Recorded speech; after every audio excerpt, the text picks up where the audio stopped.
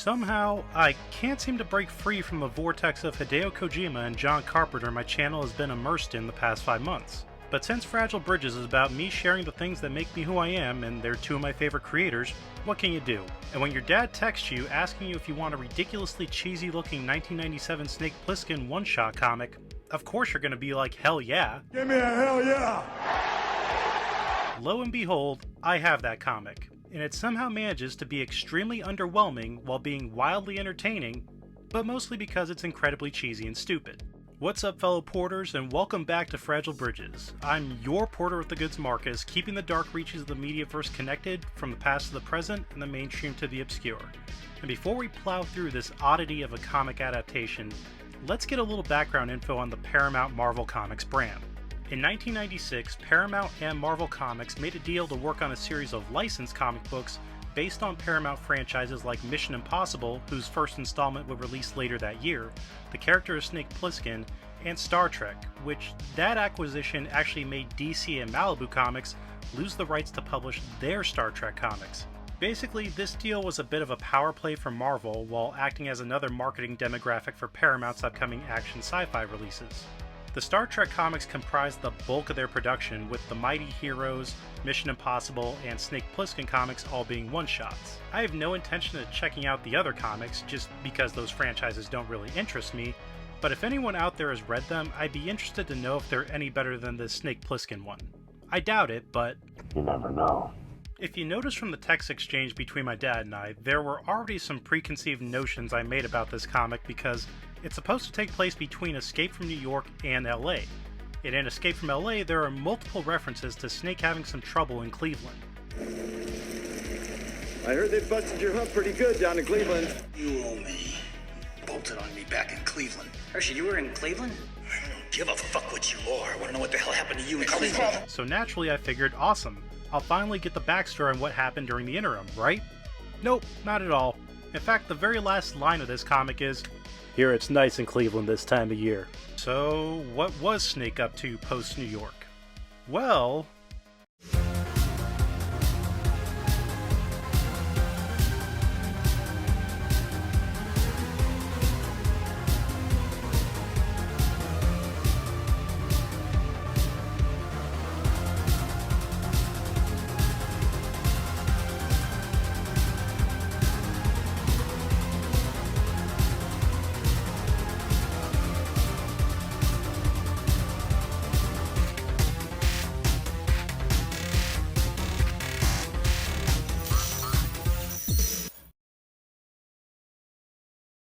now I'll be straight up with you, the reason this comic is bad is the story and writing, which themselves aren't the worst I've ever seen, they're just really lazy here. And it's not like this was written by some nebulous, anonymous author. It was penned by longtime comic writer Len Kaminski, who's penned a number of Marvel comics over the years. I haven't read any of his other work, but I'd have to imagine his writing is decent because I don't think you just luck your way into writing comics for about 30 years. But let's not dilly-dally, let's dive right in.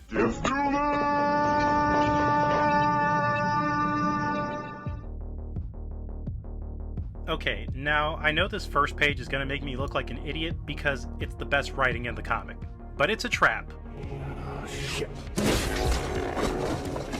We open on a shot of a news broadcast playing in a crowded, smoke-filled bar with Snake Plissken's face plastered on the screen of America's Most Hunted. As the newscaster recants Snake's latest misdeeds, saying he ripped off the CDC in Atlanta for millions in metaviruses, then we're immediately met with two very interesting pop culture references. With everyone giving their 2 cents about where Snake might be or if he's even still alive, this guy says the rumor is Snake is down in Lima working both sides of the borderline. It's a very obscure musical reference, but it's from a Warren Zevon song called Long Arm of the Law from the album Transverse City. Both the song and album are awesome, and Warren Zevon was just the fucking man. But it's also a fitting reference because the song talks about a soldier living on the run like a fugitive after a war, much like Snake Plissken. Then our second rumor of Snake's whereabouts is he's with the Yakuza in Chiba City up to his eye patch and geishas. And this is our obscure literary reference to William Gibson's seminal novel Neuromancer, which is pretty much the holy grail of cyberpunk books. This reference is a little odd, but again is just calling back to a story in which a character who does bad shit is on the run while doing said bad shit. And after that, there's pretty much no more nuance to this story. It's just a lot of bad dialogue and weird automatopoeia. Classic sound effects like glorp, squidge, plipped, skutcrank, shuchuck, which is much different from skutchuck, and my favorite, screeching. So turns out Snake wasn't in Lima or Chiba City, but sitting in the corner of this bar. And he's here to do an exchange for his stolen goods, because a rough and tumble outlaw bar that looks like they pick up the teeth off the floor every night is definitely where you want to be selling your biochemical weapons. But he's skeptical of the buyer because he's paying him too much? Now, I don't know about you, but I've never complained about anybody giving me too much money. Oh shit. But then again, I don't have Snake's sixth sense, because immediately, the man crashes the party, beating and arresting everyone in sight. But not Snake. How the hell did he... How else do you expect? He slithered. Oh shit, if he slithered away, I guess he really must be a Snake Man. Nope, he's just a man who's named Snake. But he is hauling ass. And Snake... The name's Pliskin. My bad. Pliskin has left the building. From here we go to some government lab where they've built a super hunter-killer robot. No, I wish it was the Terminator, but it's like this Ultron-looking clunker. And when we go around the table here, you have the skeptic military guy who thinks a murderous robot is a bad idea, then the douchebag who's creating military tech as venture capitalism who says, "We paid for it, so we have to use it." Then you have the responsible scientist character giving technobabble and expo dumping on why this bot is so special, which the other stereotypical evil military government police whatever guy just plainly states, "It's a robot that can think like its prey so it can track them better." This happens a couple times in the comic, and it's really stupid. Having a character give a long-winded, very well-informed, if not convoluted explanation to just end up breaking it down in layman's terms right after. Come on, comic, do you think I'm smart or dumb? Pick one. Please don't answer that. SMRT. SMART. Sure enough, the scientist says the project needs 6 more months of testing before being field operational, but the evil G-Man says It has a 98.6% simulation average. Good enough for me. Of course, the scientist tells him it's probably a bad idea to unleash the killer robot, but what does he know? He only built the fucking thing. And then the G-Man goes full South Park on him, pulling the You're paid to think, Mr. Scientist. National security is our job.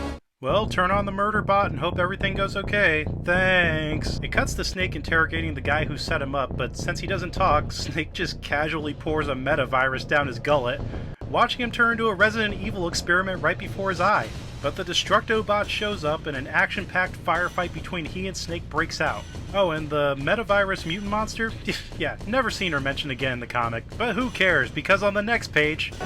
Call me Snake.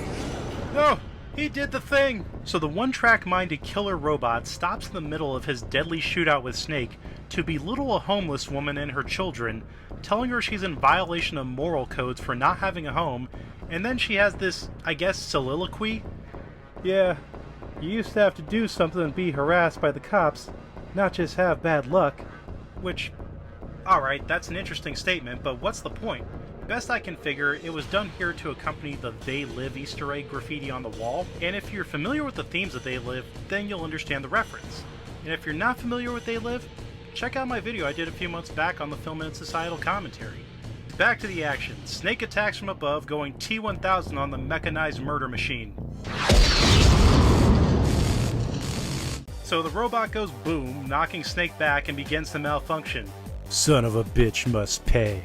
Did you hear that? His voice changed. It sounded exactly like Pliskin. Exactly like Pliskin. Snake retreats to the back alleys and runs into this Molly Millions type who just happens to have some super badass high-frequency titanium, adamantium, cut-through-anything Ginsu knife. And it's just like, "What's up, Snake? Here, take this knife." Cut to our Fugazi Terminator, and now he's on the run from the cops. Great. Now you've got a homicidal robot on the loose with an identity crisis, thinking he's the country's most vicious outlaw. Man, who would have thought releasing the unfinished military-grade hunter-killer would be dangerous? I mean, it had a 98.6 simulation score. Snake's waiting to ambush Robo-Snake, but just gets totally judo slammed to the ground. And then the two snakes come face to face. You gonna do something or just stand there and stare? No. I've seen enough. Okay. Don't worry, he'll elaborate. But first we go back to the lab where, despite the fact that the G-Man unleashed the robot against the scientist's recommendations, he's now bitching out the scientist. And it all culminates with this gem of a sci-fi lexicon technobabble bullshit line. But the emulation matrix has initiated a global program reconfiguration. Must be a malfunction of its hexagraphical IMS or the interlaced BV system. Speaking a language we can understand, Mr. Scientist. And then, because clearly we don't know what the fuck that's supposed to mean, he breaks down his own explanation into layman's terms. And yes, we already figured out like 3 pages ago he thinks he's Snake. Why wasn't this explanation put with them reacting to when the robot first malfunctioned? Fuck it, there's like 3 more pages left and we never see these characters again anyways, so who cares? Then Robot gives the explanation to why he's seen enough. They programmed me to think like you, but they did it too well. I see what you see. I know what you know. They're the enemy, not you. I am you. So Snake blows the robot away with his Buster Rifle and gives one of the lamest one-liners for killing an enemy. I don't see the resemblance. For one thing, you talk too much. Man, that line sucks. It was crappy in Street Hunter. You talk too much. And it's crappy here. I'm not gonna pretend I have a good quip for this kill, but I mean, even You are terminated. would have been better, and it would have been a recognizable homage at least. Robot sputters to death, slowly going, I don't understand. and Snake just says, I don't need the competition. okay, this line sucks, and I do have a better one.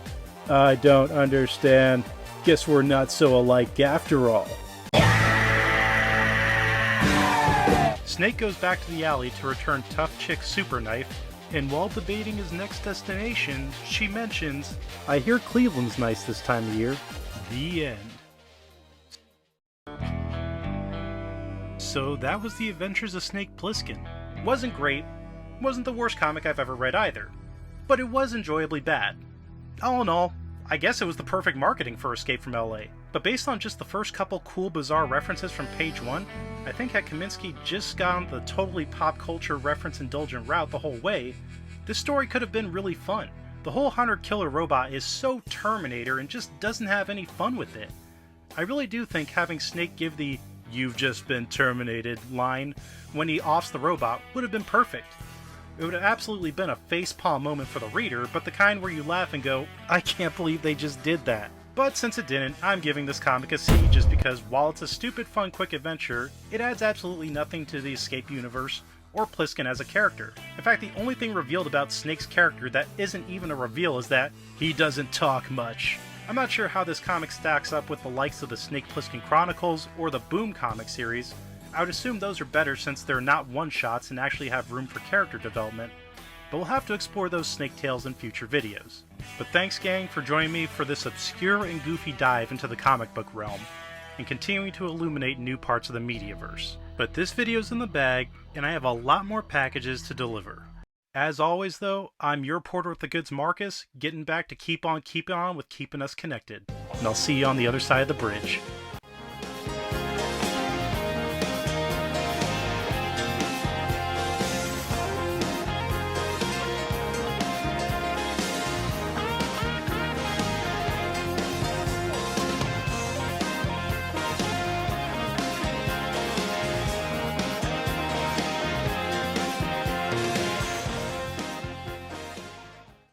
I'm not a fool, Pliskin.